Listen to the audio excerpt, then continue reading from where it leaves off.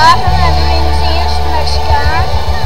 En toen zijn we heel leuk Versierderween. En toen hadden we met voetballen.